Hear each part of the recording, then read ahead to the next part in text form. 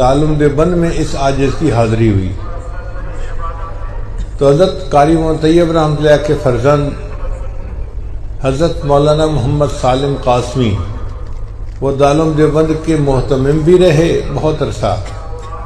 بعد میں انہوں نے دارالعلوم دیوبند بخش کے نام سے اپنا مدرسہ الگ بھی بنا لیا. انہوں نے اپنے گھر کھانے کی دعوت دی.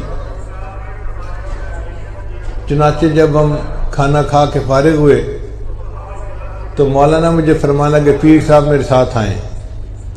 الحمدللہ دارالعلوم دیوبند کے جتنے اساتذہ ہیں وہ اسی نام سے اس عاجز کو پکارتے ہیں اور پہچانتے بھی ہیں. تو مجھے کہنے لگے پیر صاحب میرے ساتھ آئیں. جب میں ان کے ساتھ گیا تو وہ اپنے گھر کے ایک خاص کمرے میں لے کر گئے اور ایک چارپائی پر مجھے کہنے لگے کہ پیر صاحب اس چارپائی پر آپ بیٹھیں. میں بیٹھ گیا. مجھے فرمانے لگے پیر صاحب آپ کو پتہ ہے میں نے آپ کو اس چارپائی پہ کیوں بٹھایا ہے؟ تو میں نے آگے سے مذاق میں کہا کہ حضرت میں ان پیروں میں سے نہیں ہوں جن کی بلیاں بھی علم غیب جانتی ہیں.